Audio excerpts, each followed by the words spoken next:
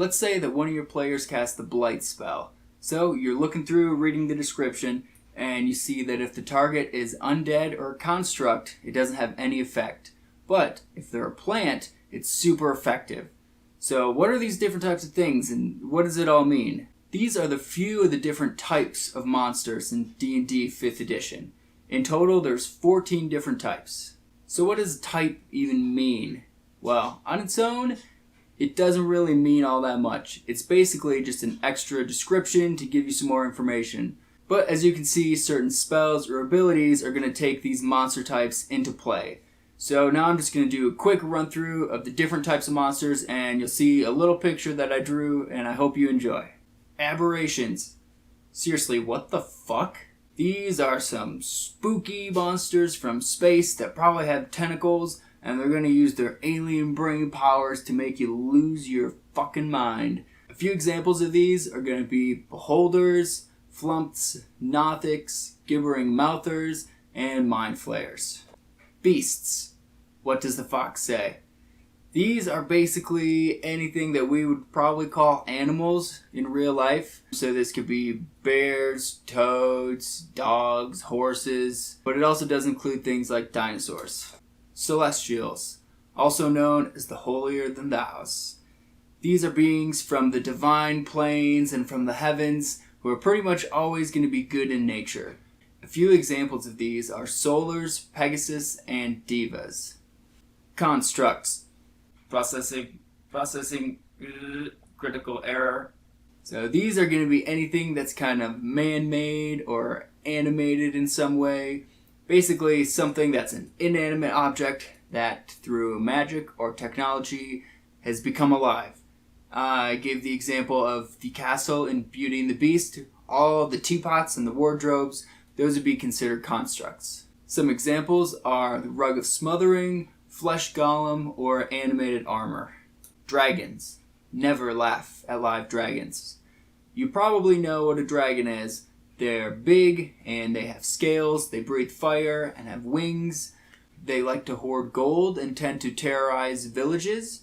Typically speaking, chromatic dragons are going to be evil, while metallic dragons are going to be good, but you can change this up. It's not set in stone. A few examples of dragons include young red dragons, ancient gold dragons, dragon turtles, or fairy dragons.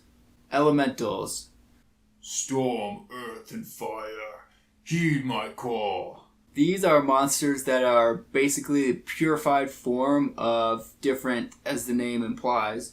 There's versions of the pure main elementals, so like fire, earth, air, and water.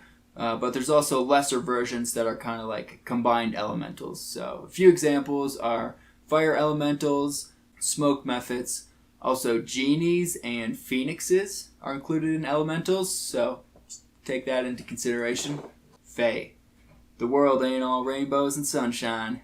Fae creatures are essentially creatures that we would consider from folklore or fairy tales, both good and evil. Fae creatures can be found in enchanted forests and the land of never-ending twilight, also known as the Feywild, but they can also show up anywhere. A few examples is satyrs, pixies, green hags, which is basically evil witches, or dryads.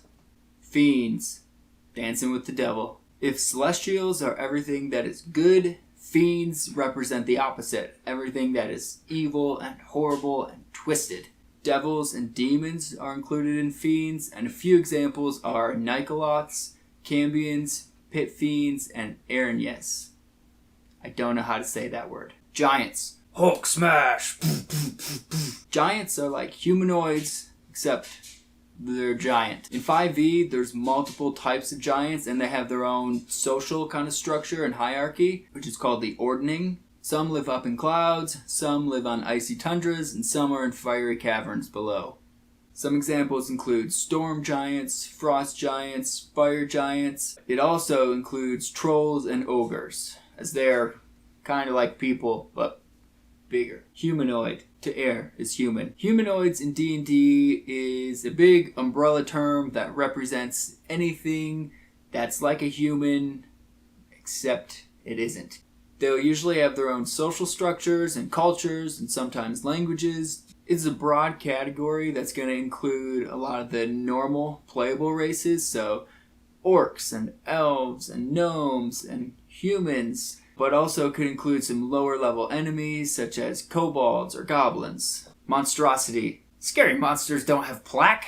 Basically, monstrosities are what happens if an aberration and a beast matched on Tinder, went to the bar, and never talked again.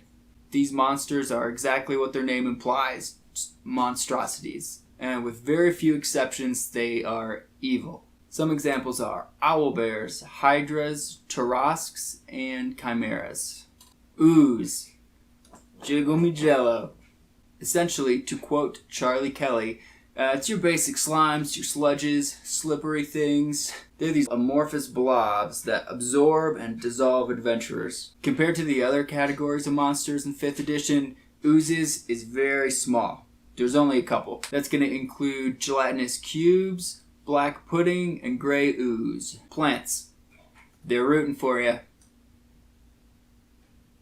There's not a really clever way to talk about plants. You probably know what they are. Look out your window and find some green. Additionally, they have a cell wall and have chloroplasts. The more you know. They're just like normal life plants, but sometimes they're kind of sentient. Examples include treants, assassin vines, shambling mounds, and vegapygmies. Undead. Brains. Undead is when something dies and that's just not good enough, so it comes back to life somehow. Usually by someone else's doing. Probably have rotting flesh and don't smell very good. Some examples include lich, vampires, mummies, and death knights. Those are the 14 types of monsters in 5th edition. Hopefully this video helped you. If you want to check out the full article, go to thealpinedm.com. If you want to see more videos like this, support the channel, share it with a friend, and while you're at it, why don't you go pick up a copy of the ebook that I came out with. It's all about starting a homebrew campaign, everything you need to get started and to carry you along. Thanks for watching and enjoy the rest of your day.